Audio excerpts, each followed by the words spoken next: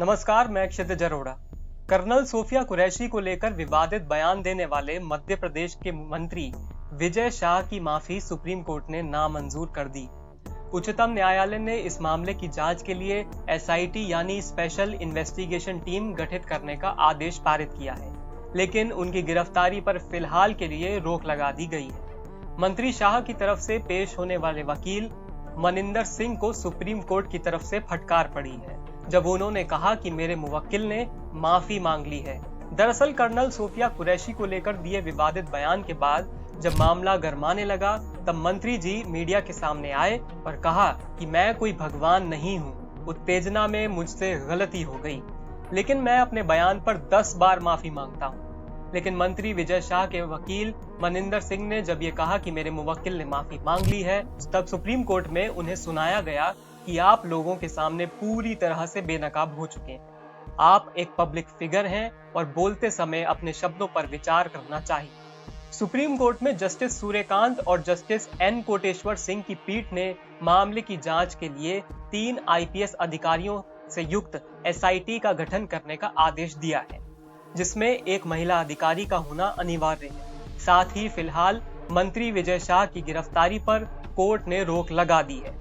11 मई की दोपहर मध्य प्रदेश सरकार में मंत्री विजय शाह द्वारा दिए गए बयान के बाद कोई एफआईआर तक उन पर दर्ज नहीं कराई गई। यहां तक कि मध्य प्रदेश हाई कोर्ट भी इस मामले में स्वतः संज्ञान लेना पड़ा और एफआईआर दर्ज कराने का निर्देश दिया, जिसके बाद 14 मई को ही एफआईआर तो दर्ज कराई गई, लेकिन 15 मई की सुनवाई पर मध्य प्रदेश हाई कोर्ट ने दर्ज एफआईआर की भाषा पर नाराजगी जाहिर की और सख्त टिप्पणी करते हुए पुलिस पर भी सवाल उठाए, जिसके बाद मामला सुप्रीम कोर्ट में पहुंच गया है, जहां अब 3 सदस्यीय एसआईटी को 28 मई तक अपनी जांच रिपोर्ट पेश करनी होगी सुप्रीम कोर्ट में। लेकिन इसी बीच मध्य प्रदेश सरकार में मंत्री कुंवर विजय शाह को लेकर लगातार सभी तरफ से सवाल उठ रहे हैं। सवाल ये कि अभी तक मंत्री जी अपने पद पर कैसे बरकरार हैं? अभी तक इस्तीफा क्यों नहीं मांगा गया? आखिर हर समय राष्ट्रवाद का नाम लेकर देशभक्ति के सर्टिफिकेट बांट देने वाली भाजपा अपने मंत्री का ही देशभक्ति मापने का मीटर लगाकर उनकी देशभक्ति क्यों नहीं नाप पा रही है? उनका देशभक्त होने का सर्टिफिकेट अभी तक उनके हाथों में ही क्यों है? फाड़ क्यों नहीं दिया जा रहा है?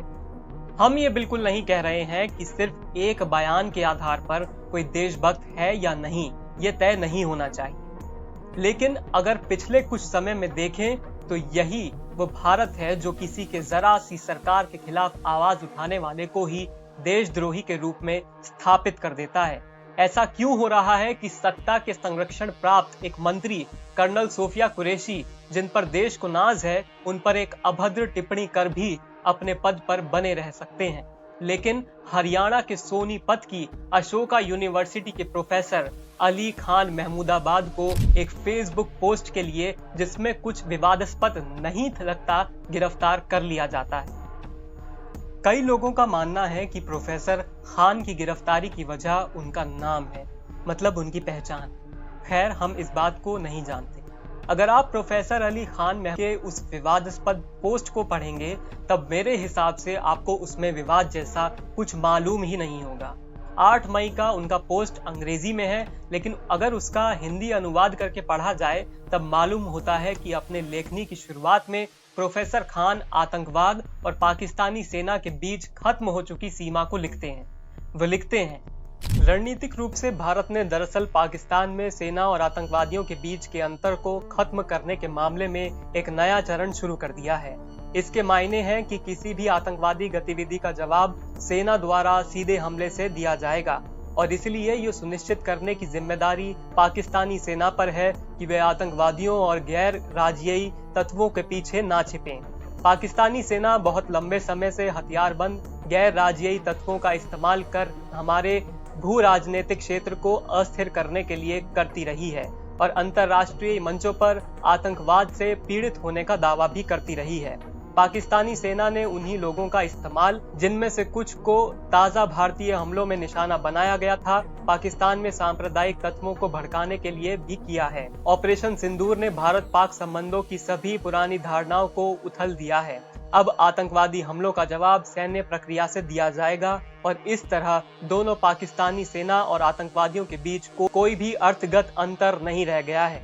इस अंतर के खात्मे के बावजूद भारतीय सशस्त्र बलों ने सैन्य या नागरिक प्रतिष्ठानों या बुनियादी ढांचे को निशाना नहीं बनाने का ध्यान रखा है ताकि हिंसा में कोई अनावश्यक इजाफा न हो। संदेश स्पष्ट है, यदि आप अपनी आतंकवाद की समस्या से नहीं निपटते हैं तो हम निपट लेंगे। नागरिक जीवन का नुकसान दोनों पक्षों के लिए दुखद है और इसी अहम वजह से युद्ध से बचना चाहिए। इस पोस्ट से पता चलता है कि प्रोफेसर खान महमूदाबाद भारतीय सेना के आतंकवाद के खिलाफ छेड़े अभियान की सराहना करते हैं। वो ये भी कह रहे हैं कि युद्ध किसी समस्या का हल नहीं होता, युद्ध बहुत भयावह होता है। यही बात तो कई लोग कह रहे थे। वो आगे लिखते हैं कि कुछ लोग बिना सोचे समझे युद्ध की वकालत कर रहे हैं, लेकिन उन्होंने असल में कभी युद्ध देखा नहीं है। संघर्ष क्षेत्र में रहना या वहां जाना तो दूर की बात है, किसी छद्म नागरिक सुरक्षा अभियान गतिविधि का हिस्सा बनने से आप सैनिक नहीं बन जाते और ना ही आप कभी किसी ऐसे व्यक्ति का दर्द जान पाएंगे जो संघर्ष के कारण नुकसान उठाता है। युद्ध क्रूर होता है और गरीब लोग इसका सबसे ज्यादा खामियाजा भुगतते हैं। केवल राजनेता और रक्षा कंपनियां ही इसका फायदा उठाती हैं। हालांकि युद्ध अपरिहार्य है और क्योंकि राजनीति मुख्य रूप से हिंसा पर आधारित है। कम से कम मानव इतिहास हमें यही सिखाता है। हमें ये समझना होगा कि राजनीतिक संघर्षों को कभी सैन्य रूप से हल नहीं किया गया है। ये सब बातें प्रोफेसर अली खान 8 मई के पोस्ट में लिख रहे थे। उनका आधे से ज्यादा बयान आपके लिए अनुवाद कर पढ़ दिया है। क्या अब तक के बयान के आधार पर आप ये तय कर पा रहे हैं कि उन्हें आखिर गिरफ्तार क्यों किया गया होगा?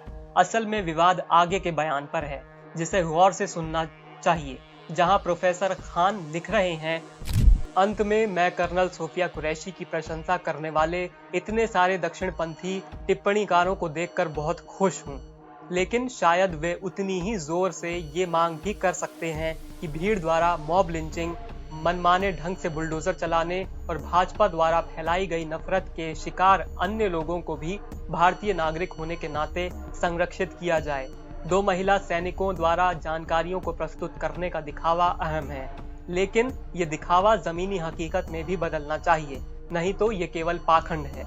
जब एक प्रमुख मुस्लिम राजनेता ने पाकिस्तान मुर्दाबाद कहा और ऐसा करने के लिए पाकिस्तानियों द्वारा उन्हें ट्रोल किया गया, भारतीय दक्षिणपंथी टिप्पणीकारों ने ये कहकर उसका बचाव किया कि बेशक ये मजेदार है, लेकिन ये इस बात की ओर इशारा करता है कि सांप्रदायिकता ने भारतीय राजनीति को कितनी गहराई से संक्रमित कर दिया है। क्या आप अभी भी समझ पाए हैं कि दिक्कत कहाँ है?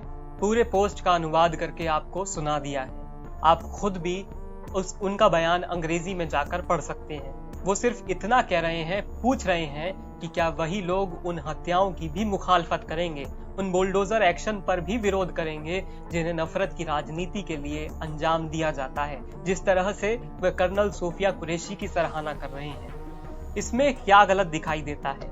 क्या आप प्रोफेसर अली खान महमूदाबाद और मध्य प्रदेश सरकार में मंत्री कुंवर विजय शाह के कर्नल सोफिया कुरैशी को लेकर दिए बयान को एक दूसरे के सामने रखकर देख सकते हैं, जहां मंत्री विजय शाह ने कर्नल सोफिया कुरैशी को आतंकवादियों की बहन तक कह दिया? उनका बयान बेहद ही सांप्रदायिक मवाद से ग्रसित मालूम होता है। प्रोफेसर खान ने अपनी पोस्ट में बिना नाम लिए AIMIM के नेता असदुद्दीन ओवैसी का जिक्र किया है। वो असल में बताना चाह रहे हैं कि एक मुस्लिम नेता का भारत जिंदाबाद और पाकिस्तान मुर्दाबाद कहना कैसे विचित्र मालूम हो रहा है। वो मुख्यतः कहना चाहते हैं कि कैसे भारत में एक मुस्लिम होने पर आपको अपनी देशभक्ति का प्रमाण देना पड़ता है। अब भी बताइए कि आपको कहां से मालूम हो रहा है कि इस पोस्ट के आधार पर उनको गिरफ्तार किया जाना चाहिए और मंत्री विजय शाह को छोड़ दिया जाना चाहिए। ये तो वही बात हो गई कि मंत्री जी का बयान फूल समान और हमारा बयान घोर विवाद। हम ये बिल्कुल नहीं कह रहे हैं कि मंत्री जी के अलावा भी कोई गलती करे तब उसे छोड़ दिया जाना चाहिए, लेकिन क्या प्रोफेसर अली खान के पोस्ट के आधार पर गिरफ्तारी हो सकती है? लेकिन उन्हें गिरफ्तार कर लिया गया है और सोनीपत जिला अदालत ने उन्हें 2 दिन की पुलिस हिरासत में भेज दिया है। उनके ऊपर 2 FIR दर्ज कराई गई, जिनमें से एक रेणु भाटिया जो हरियाणा महिला आयोग की चेयरपर्सन है और दूसरी योगेश जठेड़ी, जो जठेड़ी गांव के सरपंच और भाजपा युवा मोर्चा के महासचिव हैं। अशोका यूनिवर्सिटी ने अपने प्रोफेसर का साथ देते हुए इस गिरफ्तारी को गलत ठहराया है और एकेडमिक फ्रीडम पर चोट भी। एक यूनिवर्सिटी अपने शिक्षक के साथ खड़ी दिखाई दे रही है, ये एक अच्छी बात मालूम होती है, लेकिन जिस तरह से मीडिया में प्रोफेसर अली खान महमूद को पेश किया गया है वो बेहद ही दुखद है। जहां अखबार दैनिक जागरण की ये हेडलाइन देखिए, महंगा पड़ रहा है राजा महमूदाबाद के परिवार को पाकिस्तानी प्रेम, प्रोफेसर अली खान गिरफ्तार। कैसे अखबार ने प्रोफेसर के परिवार और उनको निशाना बनाया है। इसी तरह कई अखबारों में उनके दादा मोहम्मद आमिर अहमद खान के बारे में लिखा गया है, जो कि महमूदाबाद रियासत के आखिरी राजा थे। दरअसल प्रोफेसर अली खान एक राजकीय परिवार से आते हैं, जिनके दादा महमूदाबाद रियासत के आखिरी राजा थे। उनके दादा मुस्लिम लीग के नेता भी थे, जो अखबारों में दर्शाया जा रहा है, ताकि लोगों के बीच उनकी एक अलग छवि बनाई जा सके। लेकिन इन सब का खुद प्रोफेसर अली खान का क्या लेना देना, जिनका जन्म भारत में 1982 में हुआ। जी न्यूज की इस हेडलाइन को देखिए, अशोका यूनिवर्सिटी के प्रोफेसर अली खान महमूदाबाद की भाजपा से रही है पुरानी अदावत, जिन्ना से भी संबंध। बताइए जिन्ना से खुद प्रोफेसर खान का क्या संबंध, जिस जिन्ना की मृत्यु 1948 में हो गई थी और प्रोफेसर अली खान 1982 में जन्मे। लेकिन क्या किसी भी टीवी चैनल ने आपको ये बताया कि प्रोफेसर अली खान महमूदाबाद के नाना जगत सिंह मेहता के बारे में बताया गया कि वो कौन थे? ये पूर्व प्रधानमंत्री अटल बिहारी वाजपेयी जब 1977 की जनता पार्टी की सरकार में विदेश मंत्री थे, तब प्रोफेसर अली खान के नाना जगत मेहता विदेश सचिव थे। तो अब आप खेल समझ गए होंगे।